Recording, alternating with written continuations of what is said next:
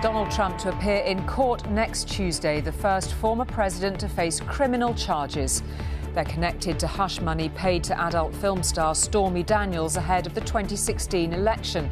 There have been howls of anger from Republicans and Trump supporters and defiance from his lawyer. So does it affect his campaign in 2024? No. You know, you can technically run the United States from prison. New York is bracing for an appearance which puts Donald Trump back centre stage ahead of an election year, a position he knows only too well and doesn't usually regret. Dan will bring us all the details, also on News at 10 tonight. I know with 100% certainty that people were terrified to have interactions with him. As Deputy PM Dominic Raab waits for judgment on allegations of bullying, a former member of his staff speaks to Anushka.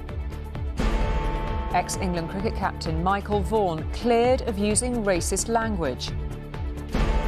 The scandal of those with autism and learning disabilities locked up because we don't have enough carers, how the government is failing them. There was abusing him and nothing I could say or do was stopping it. He asked for help, he was begging me to bring him home and I couldn't. And what lies beneath, how a boom in biodiversity is being helped by a wee dram in the Highlands.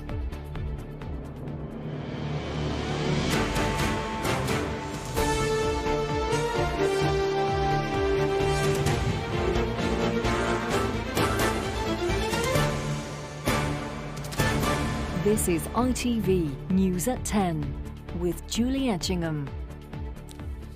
Good evening. It is a mark of just how uncharted it all is that there is still a lot we don't know about the indictment of Donald Trump. Never before has a former president faced criminal charges. Even the charges themselves we won't know until next week.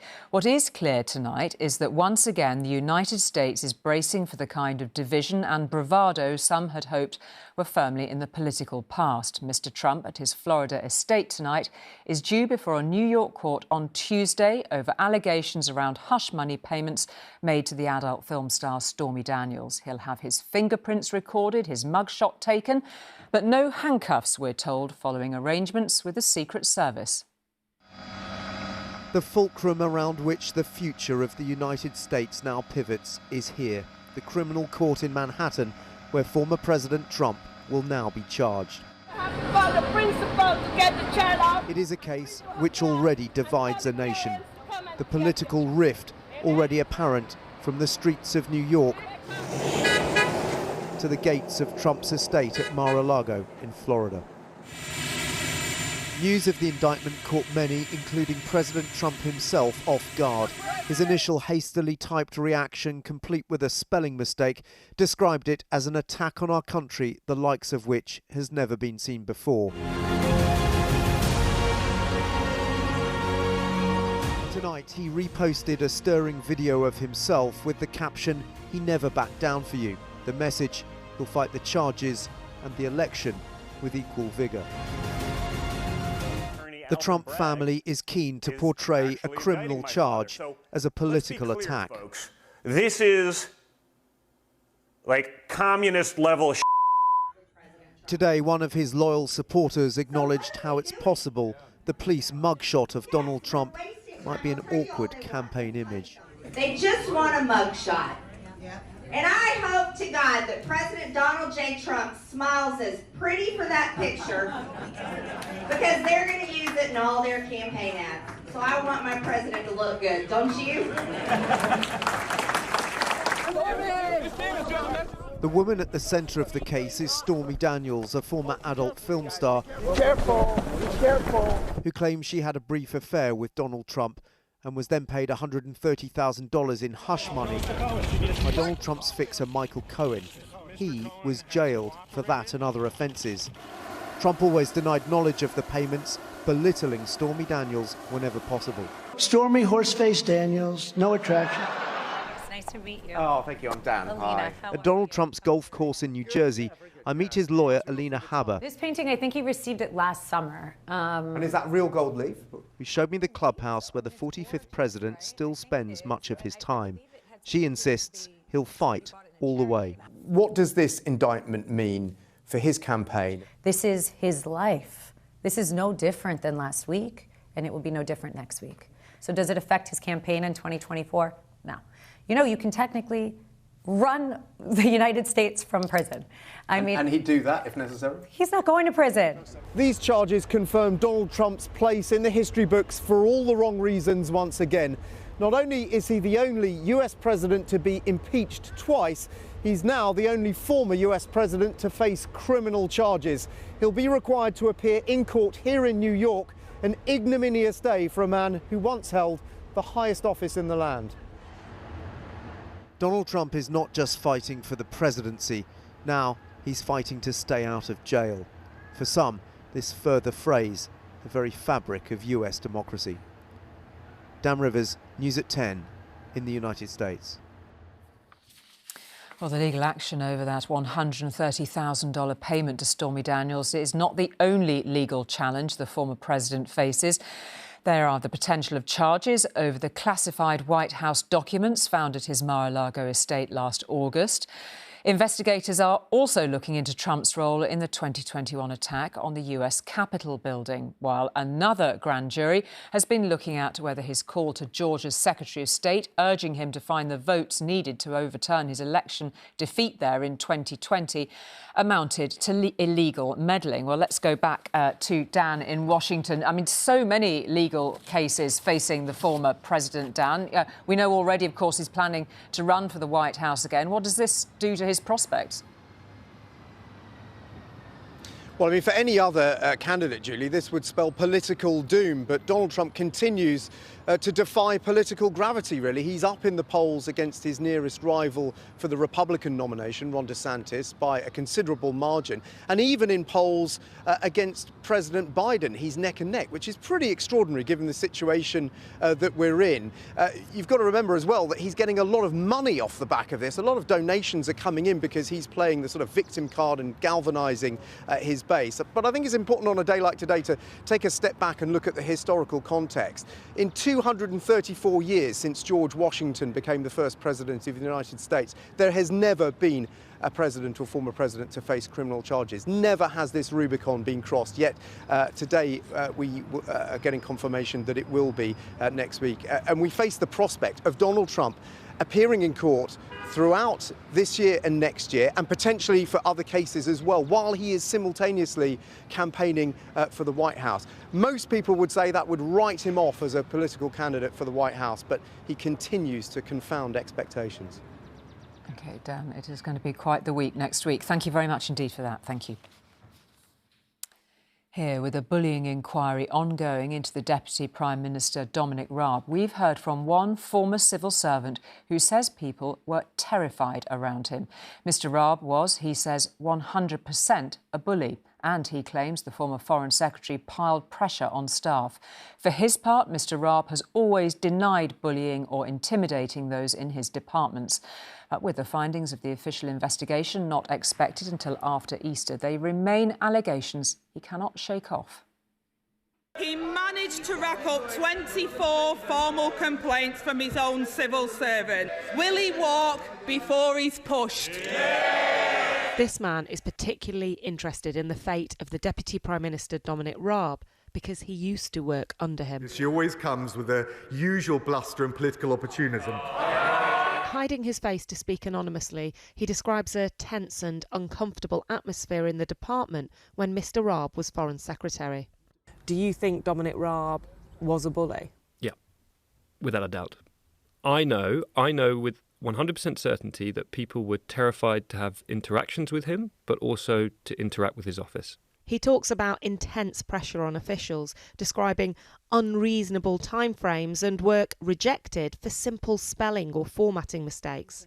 I mean, his defence is high expectations are not bullying.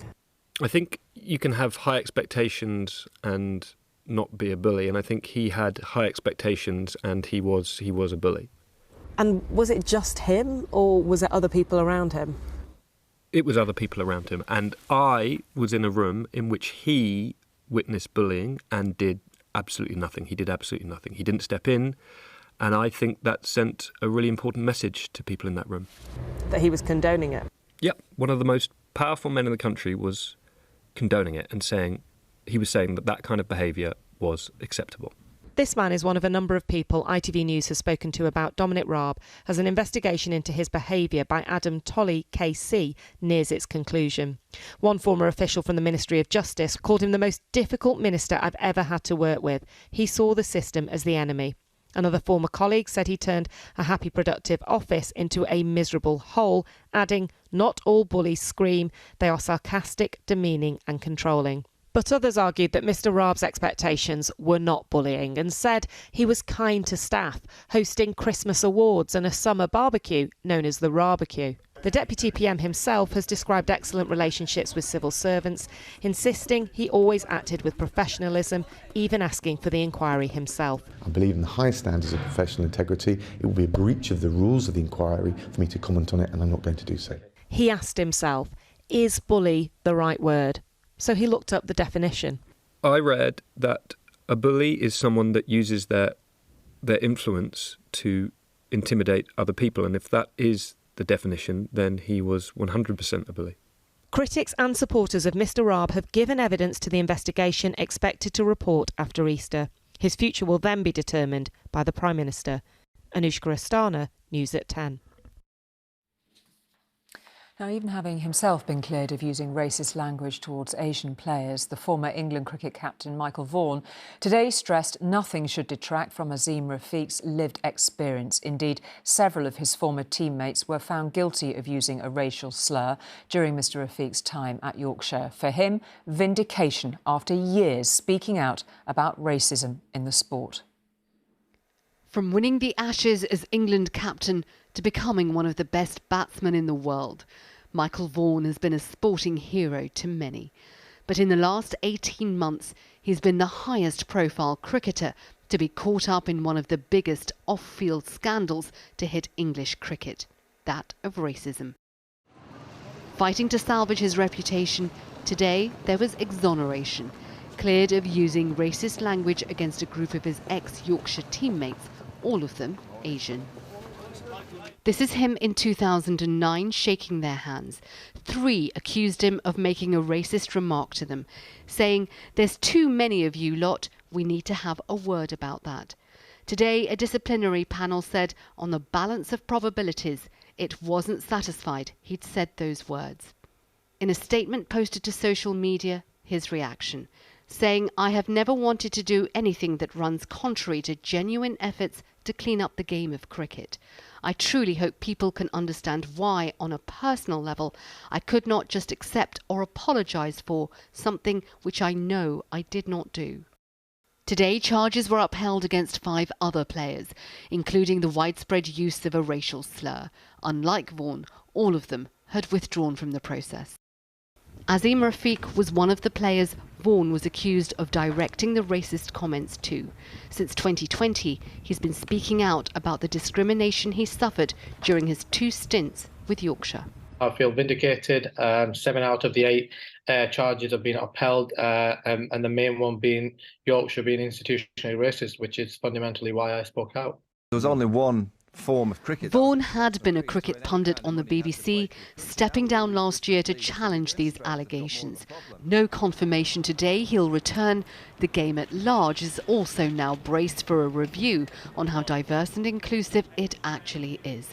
Sejal Karia, News at 10. Save for the sunniest spells in summer, most of us can fortunately go by without giving too much thought to our water supply. But across Europe, there are real fears now of prolonged drought after an exceptionally dry and warm winter. While much of Britain has so far escaped the worst of it, the blue marking more or less normal conditions, even after last summer's heat waves. But an emerging drought is already being felt across the southern and western continent. Orange showing a lack of moisture in the soil. And in Spain, where last year was the hottest for 6 decades, there is a concern for crops after landscapes were left arid. Add to that a worrying lack of rainfall highlighted in yellow on our maps, and reservoirs are now well below the expected levels. They're enjoying a glorious spring in northeast Spain, warm days, unbroken sunshine. In truth, it's the last thing they need. There's been no proper rain here for 3 years, and at the Sau Reservoir in Catalonia it shows. When they dammed this valley 60 years ago to supply water to Barcelona, they drowned the village of Sant Romà. Now the ghostly church tower, the old pathways that it was thought would never be walked again, are bone dry and high above the waterline. This gives the most dramatic illustration of where the water levels are currently, 5 metres or so below where I'm standing. The church is 20 or 30 metres above me, and the top of the bell tower another 15 metres above that. All of this would normally be deep underwater. They're storing what little is left downstream to ensure Barcelona will have clean water this summer. Tons of fish hauled out before they die and rot from lack of oxygen. This, say the authorities, is what happens after a year in which temperatures in Catalonia were more than 2 degrees Celsius above normal. How much of this is just the type of drought that you've seen historically, and how much is it because of climate change? We know that it's going to last longer than the others. It's going to be more often, and it's the reason that we have to invest in all these infrastructures. And that is because of climate change. She had explained how the temperature has increased. For example, last year it was 2.5 Celsius up higher. So this is a huge problem. Forest fires are part of life here in Catalonia, but never in March. Spring should be one of the wettest times of the year. The only water falling on this 10,000-acre blaze is from firefighting aircraft. And this is the parched land in which many farmers must soon plant.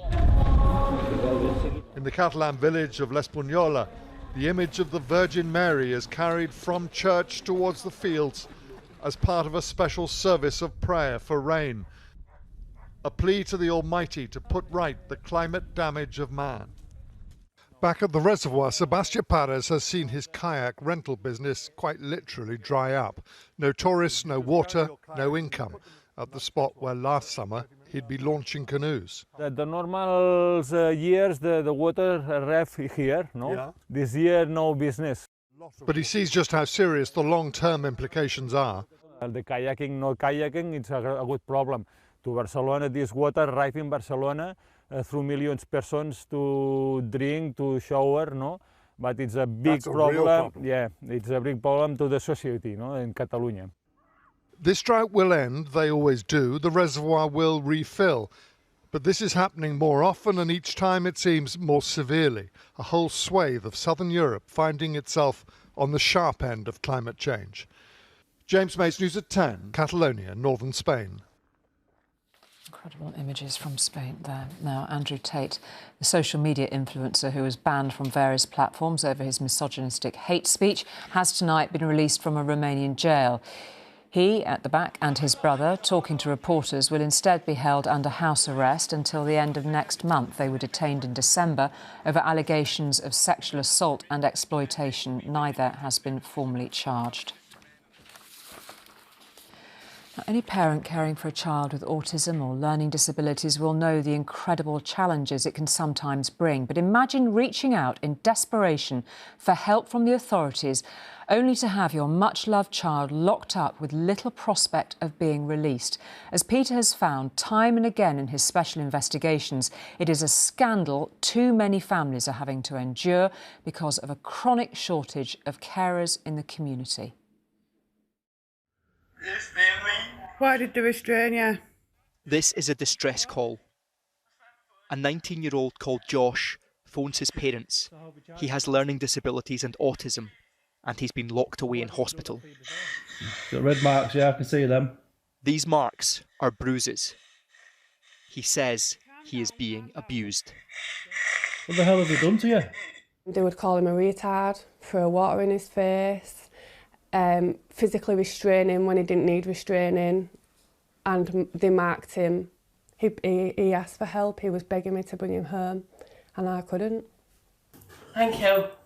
Josh grew up at home with a loving family. He was taken away when his mum asked for help with his care.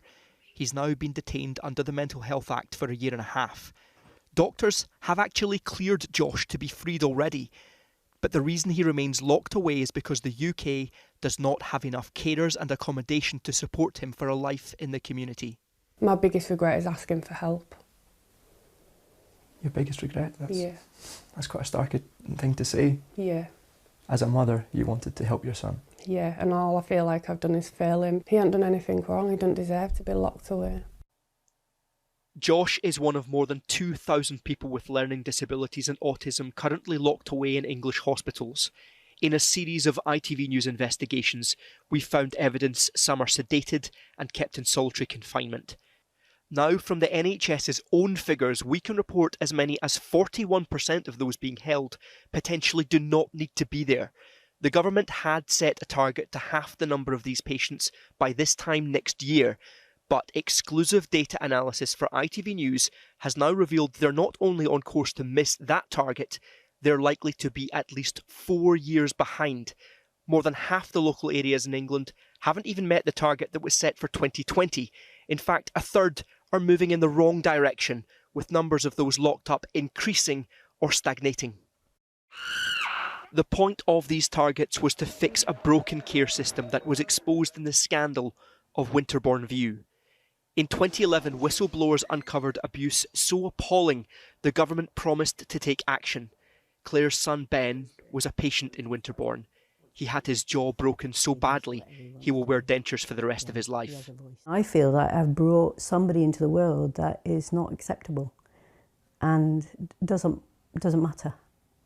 And that hurts a lot. What do you mean he doesn't matter? Because everything that he's been through, nothing's changed. We put our findings to the Department of Health and asked why so many targets are being missed. We're investing more in getting the right care to people in the right setting. That's why we're investing a further 90 million, recognising that for people with learning disability issues, often inpatient care is not the right care for them. Sarah's son Josh now gets home visits every fortnight, a glimpse of how his life should be. Happy birthday. But at the end of each visit, this care system still takes Josh away. Back to be locked away in a hospital he does not need to be in. Peter, it's sort of hard to know where to start with this scandal, not least because of everything that we witnessed at Winterbourne View that many people will remember. Whatever the government is saying, it's a situation which is getting worse. They are missing target after target, and as we heard there from Ben's mum, she's saying, how can they possibly say that they do care about people with learning disabilities if they continue to miss these targets? They set these targets for a reason, to improve the system that's supposed to be there to care for them. And I said as well, when Josh's mum says he doesn't understand why this is happening to him, and when you look at this, the NHS, the government, his doctors all agree the practice is wrong. So nobody watching this can say they understand why this is happening to him, and yet it continues, funded by taxpayers' money. What we can say is that the hospital that Josh was in, the centre he was in where his family alleged he was being abused, he has now been removed from that. That centre is now under investigation by the police, and it's been placed under special measures by the CQC. But still he languishes waiting release because fundamentally, after decades of neglect, our system doesn't have enough carers, it doesn't have enough accommodation. And if Josh had the right carers, the trained carers and the right accommodation, we know the evidence shows us he would be thriving in the community right now. Instead, he's languishing in an environment that we're told is actually harmful. OK, Peter, I know you'll keep a spotlight on this. Thank you very much indeed for that. Thank you. And Peter has spoken to Tom about his investigations on this issue on the ITV News podcast. That's What You Need to Know, available now wherever you get your podcasts. Now, after all the mirth and merriment at street markets and even the country's parliament yesterday, there was a more sombre mood the third and final day of the royal state visit to Germany. In the shadow of a Hamburg spire that once guided British bomber crews, today wreaths were laid by the King and the German President as they stood side by side, a profoundly poignant moment of remembrance and reconciliation.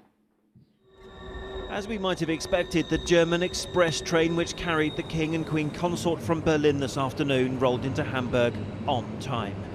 And in the rain, A moment to reflect and remember what happened in this city in a much darker time. The Queen Consort laid a flower at the sculpture which honours the British-led Kinder Transport Scheme. 10,000 children were granted safety. It also remembers those who were not rescued. The other side are the children who were taken by trains to concentration camps. The group of 5, so you can see in the back, is a symbol for all children was murdered by the Nazis. But it's a symbol for children living for Great Britain and other countries. But after remembering the horrors of war committed by one side, the British monarch left to remember a loss of German life in this city. In 1943, Allied leaders approved a mission to target the workers of Hamburg's military factories. The RAF and American bombs killed 40,000 civilians in just 8 days. The ruins of St Nikolai Church is now a memorial to the dead. This afternoon, a British and a German head of state laid wreaths and stood together in silence. It's a strong sign for reconciliation. 80 years later, so it took these long time before both countries could go this step. So this British royal visit to Germany closes. In Hamburg, as in Berlin, they seemed very happy to have them here. It's been asked many times if the new king would have the same appeal as the late Queen Elizabeth on foreign tours such as this one. Well, the sea of umbrellas, the banks of camera phones is about as close an answer as we will get. Queen Elizabeth completed 121 state visits. King Charles has just finished his very first. Chris Ship, News at 10, Hamburg. Pope Francis will be discharged tomorrow from the Rome hospital where since Wednesday he's been treated for bronchitis. His medical team described his recovery as favourable, with him even being able to baptise a baby boy on the oncology ward earlier today. Finally, as an idea for marine biodiversity, it might sound like something dreamt up after a few too many wee drams, but Scotch whisky is in part helping feed a newly reintroduced oyster population. The molluscs are filtering the windswept waters of the Dornoch Firth in the Highlands, even breaking down organic waste discharged from a distillery on its banks. Scotland is famed for its clear waters and stunning landscape, and that's no different on the Dornoch Firth, the most northerly estuary in the UK. But this group of scientists and marine biologists out at dawn are more interested in what lies beneath. In particular, the impact of newly reintroduced oyster habitats. Oysters are quite often called an ecosystem engineer. So what that means is they form kind of the ground level. If you think of it all the way up to the top of the ecosystem, you've got the predators like the seals and the dolphins. So they will be benefiting from more fish. The fish will be benefiting from more small crustaceans, kind of domino effect. But populations of the European native oyster have dropped 85%. For 8,000 years, these oysters covered the seabeds of the Dornoch Firth. But in the 19th century, due to overfishing, they became locally extinct. Now this project is hoping to get the oyster ecosystem thriving once again. All we're doing really is just gently sort of like dropping it into the water. And they'll then just go right down to the seabed. Yeah, just slowly sink down to the bottom. When they get there and they're happy, they'll open up, start breathing, taking in the water, and then they'll start filter feeding. Over time, the oysters will improve water clarity and even help mitigate the effects of organic waste from the local distillery. You can really see the difference here. Wow. You know, it's got massive barnacle growth. It's pretty incredible, really. From that to that, you can see all the structure building up. And this is even March time, in the middle of the summer, that'll be loads more. The project will improve these waters in the Scottish Highlands, but the research is going to have a much wider impact, influencing the restoration of oyster reefs around the world. Louise Scott, News at 10, Dornoch. And that is all from us for tonight. Have a lovely weekend. From all of us, good night.